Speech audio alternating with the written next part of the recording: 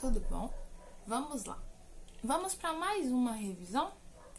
Vamos falar um pouquinho sobre o Império Romano, tá? Nós passamos a estudar, lá a época da República Romana, nós estudamos também o período de Júlio César e tal. Agora nós vamos falar sobre o governo de Otávio, imperador, que ele, no caso, era sobrinho de Júlio César. E aí, a partir do momento que a República Romana teve fim, se instituiu o Império de Roma. Otávio foi o primeiro imperador, ele governou aproximadamente 40 anos, certo? E ele possuía vários cargos, porque o imperador ele queria ser o dono do poder todo, o dono de controlar toda aquela política em Roma na época. Então ele era considerado divino, no caso o Augusto, era o príncipe do Senado, no caso o líder do Senado, ele era autoridade religiosa e era imperador, certo?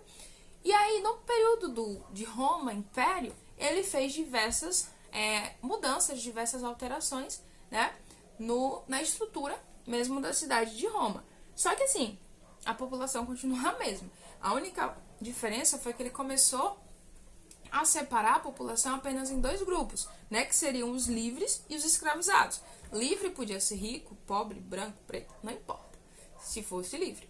E os demais, que eram escravos de guerra, a gente já trabalhou sobre isso, que eram escravos de guerra, que eram detentores de dívidas e tal, eles, faziam parte desse outro grupo. E aí, Otávio, ele tomou algumas atitudes, como o perdão, de dívidas, a doação de terra para soldados, organização do correio e demarcação do limite. O correio que, inclusive, foi muito importante, na época, para poder desenvolver a estrutura do Império Romano, certo?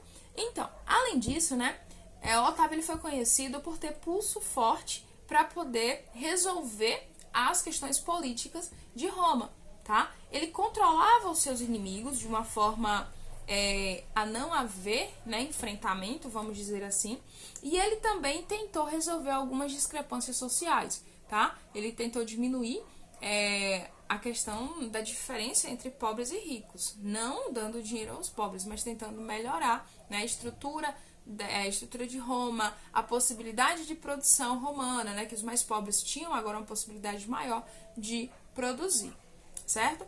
O imperador, ele não era por sucessão hereditária, tá? Ou seja, não seriam os filhos, do imperador que iriam ocupar o seu cargo, mas sim uma pessoa indicada por ele. Augusto indicou Otávio, indicou Tibério para ser seu sucessor e passou todo o seu mandato treinando ele para poder chegar neste momento. Devido às atitudes tomadas por Otávio, o Império Romano chegou ao momento de paz, que durou mais ou menos 200 anos. Foi chamada de Pax Romana, certo? Foi um momento onde cessaram-se mais as guerras para poder controlar o território, Os povos ao redor começaram a respeitar Roma como um império sólido, um império forte. Roma agora tinha uma moeda única, o denário. E aí, além disso, ampliaram-se as estradas, porque era mais fácil de se passar com as tropas, era mais fácil do correio passar, a circulação de mercadorias também, certo? E aí tinha a construção de fóruns, a construção de praças, de banhos públicos, aquedutos e pontes para poder melhorar a estrutura física romana, certo? Além disso, gente, vale muito a pena destacar que Roma, na época, tinha várias províncias, certo? E essas províncias tinham certa liberdade. Desde que elas respeitassem as leis romanas, elas podiam praticar a religião, elas podiam praticar a arte da forma que elas bem entendessem. Elas só não podiam infringir de nenhuma forma as leis romanas, certo? E aí, os costumes, as religiões, as províncias poderiam ter, sim, por isso que a gente encontra hoje algumas regiões, que tem uma manifestação cultural um pouco diferenciada entre si, porque as províncias possuíam essa liberdade, certo? E os representantes das províncias, eles eram escolhidos pelo imperador, óbvio, Ele ia botar alguém lá de sua confiança para poder ficar de olho, para poder ter o controle sobre as províncias, que era também o que dava lucro, né, a Roma.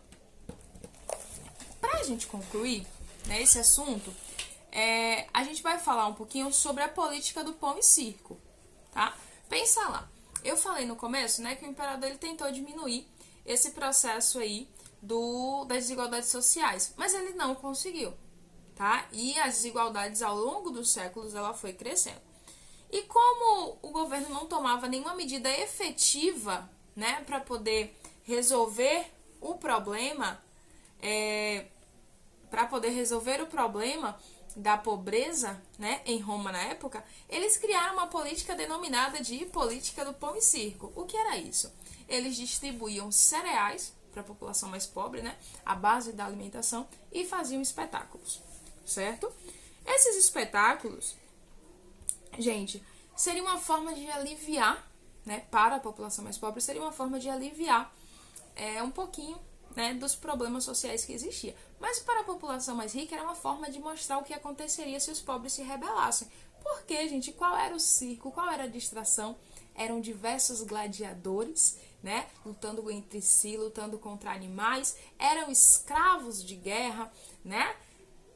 E eles assistiam aquilo ali como se fosse o máximo, só que a ideia vinda ali da elite era de controle, tipo assim, ó, presta atenção no que tá acontecendo ali, porque se você se rebelar contra mim, é aquilo que vai acontecer com você, né? Porque eles tinham o poder, eles tinham o exército, por mais que você estivesse no tempo da Pax Romana, né? Você tem aí o controle, óbvio, né? Porque Roma já tinha passado por diversos conflitos, então ela não queria estar despreparada para nenhum conflito que pudesse vir a acontecer. Então, a política do pão e circo foi uma política que visou aí tapear a população mais pobre, né, diminuir as revoltas, porque não ia resolver o problema geral, né, que era a miséria, a desigualdade social, mas ia amenizar a fome e ia dar, de certa forma, uma distração para as pessoas dessa classe social que eram tão prejudicadas em Roma na época, tá?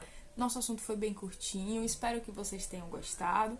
Qualquer dúvida, tá? Pode deixar aqui nos comentários, pode perguntar, certo? Ou deixar sua sugestão para um assunto que você queira que a gente trate no próximo vídeo, tá bom? Um beijo para vocês e bons estudos!